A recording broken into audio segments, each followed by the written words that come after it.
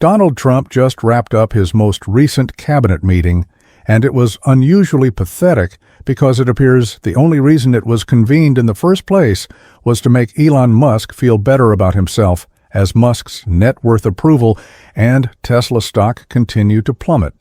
But before we unpack all that, if you end up liking this video and you want to support the channel, please be sure to hit the like, subscribe, and alert bells before you go.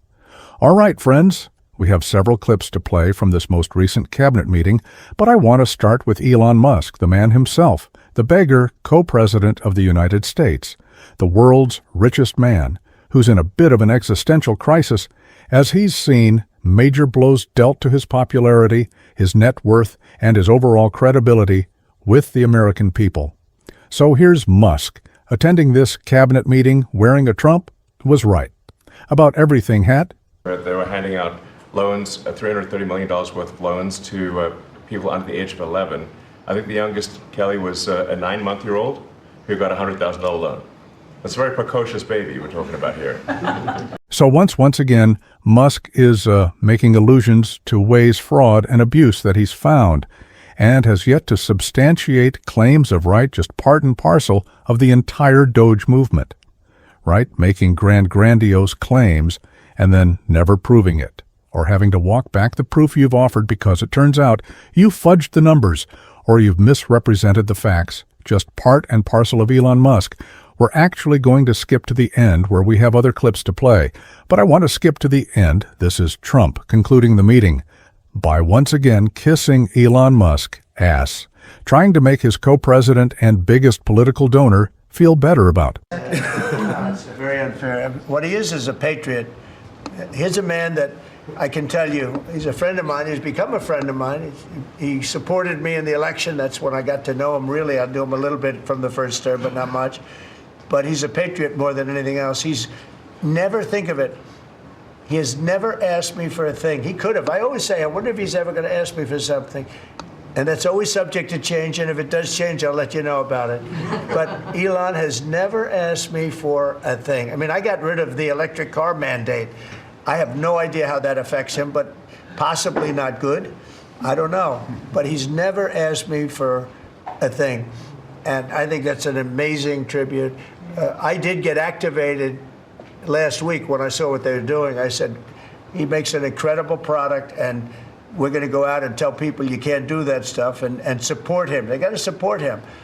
Because if he wasn't doing this, he wouldn't have any of these difficulties. And I think it's getting less and less. Pam has done a great job with regard to all of the, you know, I mean, I know. Before we go on with this clip, I just want to remind you, because, you know, Trump says, well, I knew Musk a little bit during the first term. I want you to remember what Trump had to say about Musk in his first term when Elon Musk came to the White House asking me for help on all of his many subsidized projects, whether it's electric cars that don't drive long enough, driverless cars that crash, or rocket ships to nowhere. Without such subsidies, he'd be worthless, and telling me how he was a big Trump fan. A Republican, I could have said, quote, drop to your knees and beg, and he would have done it. And that was from 2023, I believe, okay? So again, it's just so funny because Trump had very strong opinions about Musk back then, and he's engaged in revisionist history here. But I digress. Let's continue with, again, Trump attempting to coddle shadowy co-president. I did get activated last week when I saw what they were doing. I said, he makes an incredible product, and we're going to go out and tell people you can't do that stuff and support him. They got to support him. Because if he wasn't doing this, he wouldn't have any of these difficulties. And I think it's getting less and less. Pam has done a great job with regard to all of the, you know, I mean, I know the kind of investigations that are going on. If she finds them, which she will, she already found 4 of them. But I think they're going to suffer very grave consequences because they're really terrorists when you think about it. They're terrorists at a high level. And I think the people that are financing them, they could very well be people I know. People that you write about. But those people are in big trouble, so they better cut it out. But Elon's a patriot. We want to thank you very much for the job you're doing. Thank you very much.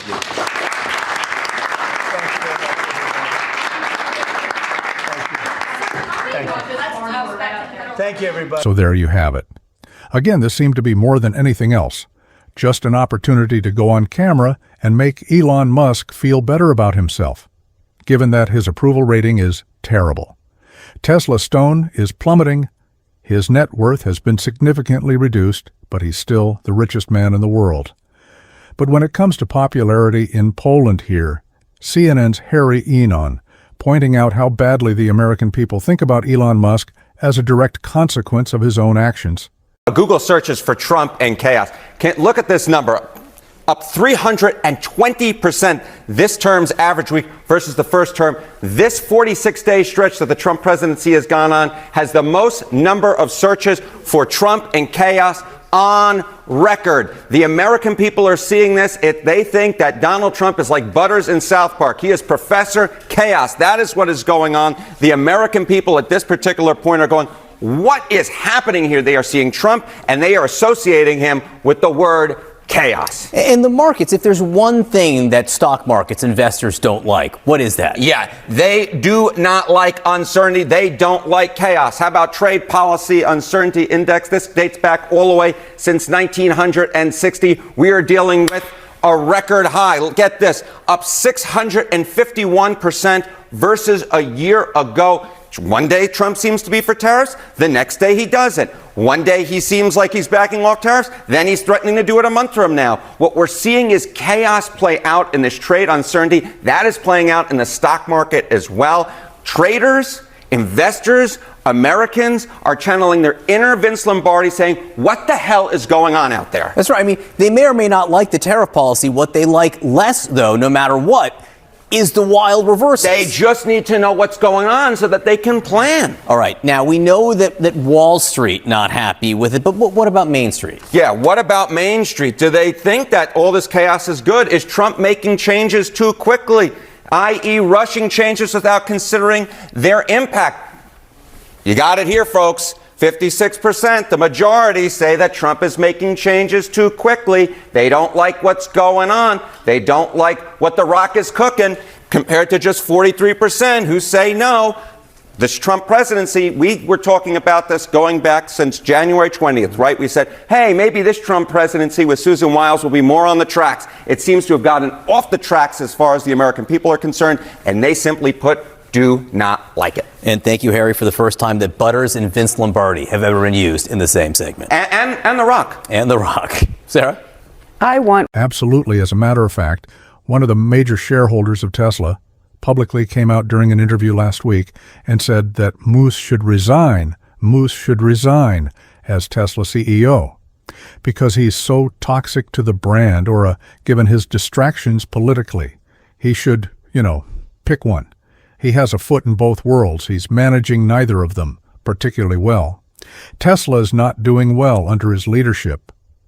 His Doge efforts with respect to the government have become wildly unpopular, despite the fact that people support Doge. In theory, they love the idea of cutting waste, fraud, and abuse, and seem to support the notion of an agency actually dedicated to specifically that purpose. Of course, the American people seem to be unaware that we employ inspectors general to do just that. Of course, then Trump purged most inspector general because he was worried about what they might find in terms of waste, fraud, and abuse and corruption related to him and his people. I digress. But Elon Musk has burned considerable goodwill because of his incompetence, because of his recklessness, because of his dishonesty, because of his corrupt incentives and conflicts of interest that he has managed quite poorly. So I want to play some other clips from this cabinet meeting again, particular to Donald Trump's efforts to basically lift Elon Musk's spirits, starting Far too much of it. It's a pure fraud. We like to use the words waste and abuse because they sort of sound good, but many of these things are pure fraud. Why hasn't anybody been charged with fraud as a consequence of Elon Musk's, revelatory waste, fraud, and abuse investigations? Why has nobody actually been, prosecuted, because fraud is a crime, right? And did Trump just admit that, there are some instances of fraud, but when he says fraud in other contexts, he's just fluffing it up to make it sound better to his cultist. Like, yeah, fraud actually sounds really, really bad. So we describe it that way. Well, how about you describe it accurately? Trump is just basically admitting that the whole point is to lie to the American people, to make what Musk does sound better, more palatable, and more successful than what it actually is. Here's another clip. It's a pure fraud. Yeah. It's a fraud. But we've had many fraudulent contracts that were caught by the work that Elon and his people are doing, and working with our people. It's been brought to light. The fraud, not just waste and abuse, the fraud has been incredible. You mentioned one, Madam Secretary. Well, yes, sir. The fraud has been incredible. What fraud? What fraud exactly? He gets himself confused in these situations. And I want to conclude with this one here, which is not Trump, but it's Attorney General Pam Bondi, who is more of a hatchet man for Trump than even Attorney General Bill Barr was. During Trump's first term, she also has a bit of a Freudian slip here, which is really funny. See if you catch.